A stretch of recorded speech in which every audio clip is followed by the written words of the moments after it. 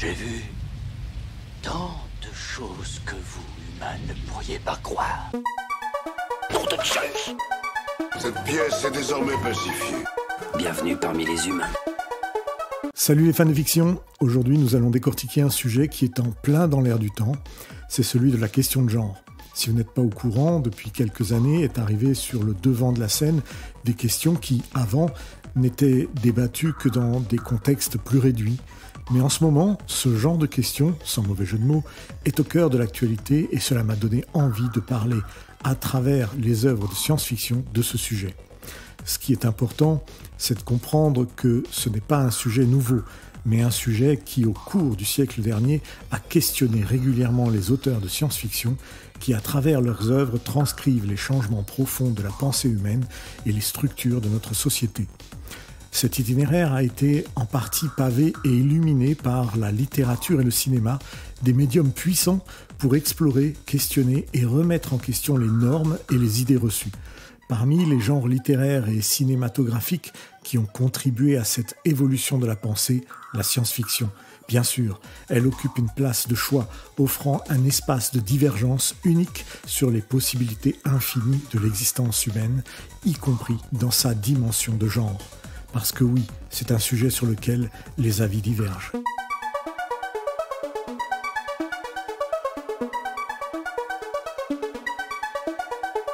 Dès le début du XXe siècle, la science-fiction a donc commencé à s'emparer de la question du genre, souvent de manière subtile, parfois de façon plus explicite, pour explorer comment les identités et les rôles pourraient se transformer sous l'influence de la technologie, de la science, ou même des sociétés et cultures totalement différentes à la nôtre. Par exemple, en imaginant des mondes où les catégories de genre peuvent être fluides, où les sociétés ne sont pas construites sur les mêmes binarités que celles que nous connaissons, ou même où le genre en tant que concept peut ne pas exister, la science-fiction nous force à reconsidérer ce que nous tenons pour acquis dans notre propre monde. Cette exploration par la science-fiction n'est pas seulement un phénomène isolé, mais s'inscrit dans un mouvement beaucoup plus large de la pensée humaine et de l'évolution sociale. Le siècle dernier, les mouvements féministes et plus tard les luttes pour les droits des personnes LGBTQ ont progressivement mis en lumière les limitations, les injustices et les souffrances engendrées par un système de genre rigide et discriminatoire. Les débats et les luttes pour une plus grande égalité, reconnaissance et même liberté ont amené la société à se questionner et dans certains cas à redéfinir les rôles de genre traditionnels. La littérature et le cinéma, en tant que miroir et moteur de la société, ont donc joué un rôle crucial dans ce processus. Par la narration, ces médias ont permis de visibiliser les expériences de celles et ceux qui sont marginalisés par les normes de genre dominantes, d'offrir même des visions alternatives de la société et de susciter l'empathie et la compréhension du public. Des auteurs comme Ursula K. Le Guin, avec par exemple La main gauche de la nuit, ou Octavia Butler, dans sa série Xénogenèse, ont illustré et utilisé la science-fiction pour poser des questions profondes sur l'identité de genre, la sexualité et les structures sociales. Ces œuvres, et bien d'autres, n'ont pas seulement diverti, elles ont aussi poussé les lecteurs à reconsidérer les choses sur les possibilités de changement. Dans un contexte plus large, ces questions, à travers la pensée humaine et les changements sociaux, ont progressé de manière significative, bien que souvent de façon plutôt conflictuelle. Les avancées dans la reconnaissance des droits des personnes transgenres, la diversification des représentations de genre dans les médias et l'émergence de mouvements sociaux centrés sur la fluidité et l'acceptation des différences témoignent d'une évolution continue de cette question. La science-fiction, avec sa capacité à envisager le futur et à expérimenter avec les limites de l'humain, continue de jouer ce rôle vital de vecteur d'évolution des pensées, en posant des « et si » audacieux et en imaginant des sociétés différentes qui invitent ses lecteurs à envisager un monde où les notions de genre pourraient être radicalement différentes. Je vous parlais de La main gauche de la nuit d'Ursula K. Le Guin. Eh bien, elle nous transporte sur Getten, une planète où ses habitants sont androgynes. Ils ne sont ni hommes ni femmes. Ces derniers ne possèdent pas de genre fixe, sauf pendant leur période de Kemer, une période de quelques jours chaque mois pendant laquelle les Guéténiens développent leurs organes sexuels et bien sûr leurs désirs sexuels. Son opposé est Sommer, période pendant laquelle la sexualité est latente et cette période dure environ 20 jours. Au sein de Kemer se trouvent encore 3 phases supplémentaires, Secher, Tor Armen et Tokemer, qui suivent le degré de polarité sexuelle atteint par un individu, durant lequel ils peuvent soit devenir masculins, soit devenir féminins, pour ensuite envisager la reproduction. Cette particularité biologique de Guetten remet en question nos idées préconçues sur le genre et son impact sur la société même. Le Guin utilise ce cadre pour explorer des thèmes tels que l'amitié, la loyauté et le pouvoir. Mais c'est son traitement de la fluidité de genre qui est vraiment révolutionnaire. Par l'intermédiaire de son protagoniste, Genli Ai, un envoyé d'une société multiplanétaire qui fonctionne selon des normes de genre binaires, telles que le nôtre, Le Guin invite le lecteur à envisager un monde où le genre et la sexualité ne définissent justement pas la société. Cela permet non seulement une réflexion sur l'impact du genre, sur nos interactions et structures sociales, mais également sur la manière dont nos perceptions de genre influencent notre compréhension de l'autre. Dans une autre œuvre, Orlando, écrit par Virginia Woolf près de 4 décennies avant La main gauche de la nuit, Woolf trace le parcours de son personnage éponyme à travers les âges et changeant de sexe du masculin au féminin. Woolf utilise cette transformation qui semble presque anecdotique dans la vie immortelle d'Orlando pour explorer les conventions sociales et littéraires du genre. À travers les siècles, Orlando expérimente les libertés et les contraintes associées à chaque genre dans différentes périodes historiques. Cette perspective unique offre une critique de la rigidité des rôles de genre et souligne comment ces rôles sont socialement construits, voire imposés. Bien que Orlando ne soit pas un roman de science-fiction au sens traditionnel, l'usage du fantastique pour questionner la notion de genre le rapproche des thèmes explorés dans la science-fiction. On peut voir que ces deux œuvres, bien qu'elles diffèrent dans leur approche et leur contexte, se rejoignent dans leur exploration de la fluidité de genre et de son impact sur la société. Elles mettent en lumière la manière dont le genre peut être construit et perçu différemment selon les cultures et les époques, remettant en question l'idée d'une dichotomie stricte et universelle. En outre, ces autrices illustrent le pouvoir de la littérature et par extension de la science-fiction pour déstabiliser nos certitudes et ouvrir des espaces de réflexion sur des possibilités alternatives d'existence et de cohabitation. La main gauche de la nuit et Orlando servent d'introduction au fondement de la conceptualisation des questions de genre, en montrant comment la littérature peut être un miroir des préoccupations sociales de son époque, tout en offrant une fenêtre sur des mondes où les règles de genre peuvent être radicalement différentes. Ces œuvres invitent à une prise de conscience avant tout à travers le divertissement d'une histoire imaginaire, soulignant la nécessité de continuer à explorer ces questions à travers les changements contemporains. Mais approfondissons un peu plus notre approche sur la manière dont la science-fiction essaie de démystifier ce sujet à travers d'autres œuvres telles que Les Nomades urbaines de Robert Silverberg ou Trouble and Her Friends de Melissa Scott. Dans Les Nomades urbaines, Silverberg imagine un futur où l'humanité vit dans d'immenses tours urbaines, les nomades, qui fonctionnent comme des micro-sociétés autarciques. Ce cadre permet à Silverberg d'explorer des modes de vie radicalement différents de ceux du XXe siècle, notamment en matière de sexualité et surtout de genre. Dans ces nomades, les conventions sociales autour du sexe et du genre sont fluides. Les relations polyamoureuses sont la norme et l'expression de genre n'est pas limitée par des attentes rigides. Dans son roman, Silverberg met en lumière comment la construction sociale des genres peut être remodelée par l'environnement et les structures sociétales. En présentant une société où les rôles et les identités de genre sont plus libres et moins restrictifs, Silverberg nous invite à réfléchir sur la relativité des normes de genre et sur la possibilité d'organiser la société différemment sans les contraintes de genre que nous tenons acquises. Bon, il faut avouer que le concept va plutôt loin pour nos modes de vie. Car dans Les Nomades, la promiscuité et la liberté sexuelle sont la règle, et ceux qui n'ont pas beaucoup d'enfants sont plutôt mal jugés.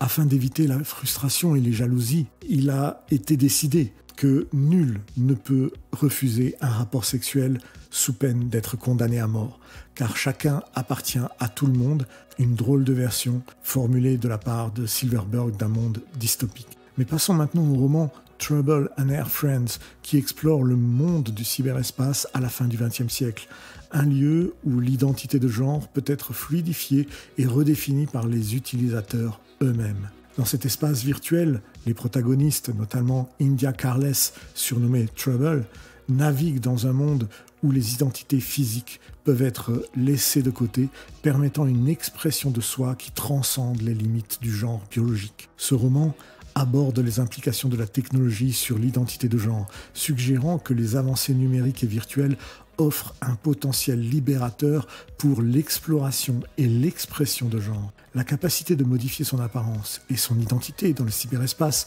ouvre des possibilités infinies pour remettre en question et même rejeter les catégorisations de genre restrictives. Melissa Scott soulève là des questions importantes sur l'authenticité et la reconnaissance dans un monde où l'identité peut être fluide et multiple. Si vous avez remarqué, ces 2 dernières œuvres de science-fiction ne se contentent pas de divertir. Elles engagent également notre esprit critique sur la fluidité du genre et la construction sociale des identités.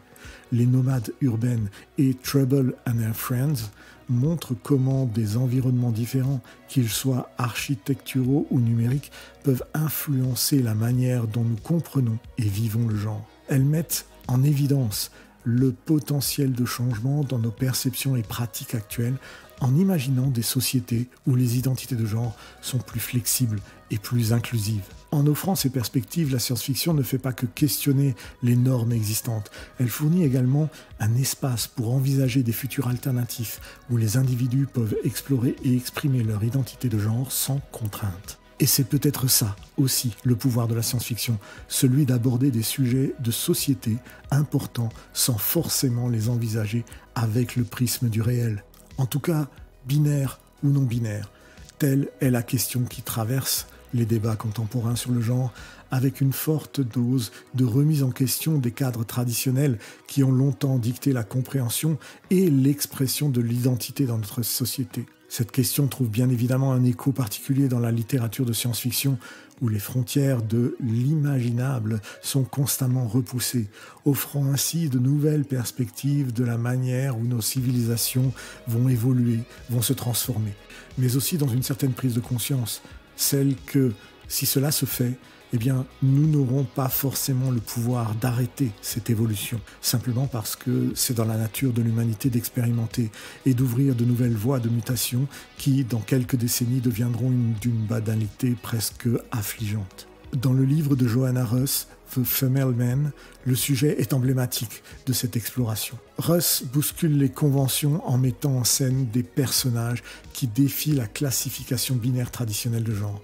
4 femmes vivent dans des mondes parallèles, chacune avec un paysage de genre totalement différent. Lorsqu'elles commencent à voyager dans les mondes des autres, leurs idées préconçues sur le genre et sur ce que signifie être une femme sont remises totalement en question. Mais il faut voir ici que l'auteur ne se contente pas de questionner les normes, elle nous invite à envisager les sociétés à travers la multiplicité des identités de genre qui sont librement acceptées et célébrées dans son roman. En abordant des thèmes tels que le transgenre, avec une sensibilité avant-gardiste, Russ élargit maintenant le champ des possibles, tant pour ses personnages que pour ses lecteurs, les encourageant à repenser leurs propres préjugés. Ann Leckie, autre autrice célèbre, avec son roman « La justice de l'ancillaire », va plus loin encore dans cette réflexion. Elle situe son récit dans une civilisation où le genre est indifférencié et non marqué linguistiquement.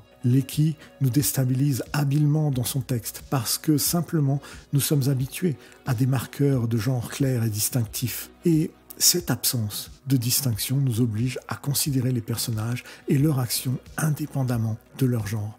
Cette approche met immédiatement en lumière comment nos perceptions sont totalement stéréotypées et souvent teintées par des attentes genrées. Lecky soulève ainsi des questions fondamentales sur la nature de l'identité et sur la manière dont les sociétés pourraient organiser leurs relations sociales et politiques au-delà des catégories de genre. Ses œuvres, et d'autres du même acabit, révèlent les difficultés inhérentes à la déconstruction des paradigmes de genre. Le passage d'une vision binaire à une reconnaissance plus large du spectre de genre soulève bien sûr des défis tant sur le plan individuel que sur le plan sociétal. Les individus non-binaires et transgenres se heurtent fréquemment à l'incompréhension, à l'exclusion et, dans le pire des cas, à la violence. Pourtant, les avancées sur ce sujet sont indéniables. Les débats publics autour du genre non-binaire et de la transidentité gagnent en visibilité, portés par une meilleure représentation dans les médias et la culture populaire, ainsi que par le militantisme et l'engagement de communautés déterminées à défendre leurs droits et leur dignité. Dans ce débat, la littérature de science-fiction, par sa capacité à envisager des mondes alternatifs, joue bien sûr un rôle crucial dans ces changements. En présentant des sociétés où la diversité des genres est la norme, ces œuvres contribuent à normaliser l'idée d'un spectre de genre plus large et plus inclusif dans l'imaginaire collectif. Ainsi, en explorant les territoires complexes et les identités de genre, la science-fiction ne se contente pas de divertir. Elle participe activement à un dialogue en cours sur ce que signifie être humain dans toute la richesse de nos diversités. Les œuvres de Russ, Lecky, Le Guin ou Butler et d'autres auteurs visionnaires constituent des pierres angulaires dans ce dialogue, en nous rappelant que les questions de genre ne sont pas seulement des questions de politique ou de société, mais des questions fondamentales sur notre capacité à reconnaître et célébrer l'humanité dans toute sa diversité. Pour conclure notre exploration à travers les prismes de la science-fiction sur le vaste et complexe sujet du genre humain, je voulais terminer avec l'œuvre remarquable de David Mitchell, Cloud Atlas. Ce roman, par son architecture narrative audacieuse et sa profondeur thématique, incarne une exploration sans précédent de la nature humaine, dépassant même les limites du genre, du temps et de l'espace pour révéler une vision plus holistique de notre civilisation. Je vous rappelle que Cloud Atlas se compose de 6 histoires entrelacées, s'étendant sur plusieurs siècles et traversant divers genres littéraires, depuis le journal de voyage d'un notaire américain du 19e siècle jusqu'à une dystopie futuriste dans un monde post-apocalyptique. Chaque récit plonge dans la vie d'individus apparemment isolés, liés cependant par des fils subtils et invisibles, dévoilant comment les actions, les choix et les rêves de chacun résonnent à travers le temps et l'espace, influençant la vie d'autres âmes bien au-delà de leur propre existence temporelle. Une des révélations les plus puissantes de Mitchell est l'idée que l'âme, cette essence indéfinissable qui nous rend humains, ne se conforme pas aux constructions sociales ou physiques comme le genre. Au lieu de cela, elle voyage, se transforme et se réincarne, dépassant les frontières imposées par la société ou même par notre propre compréhension de l'identité. En reliant ces vies, Mitchell nous invite à considérer comment nos luttes, nos joies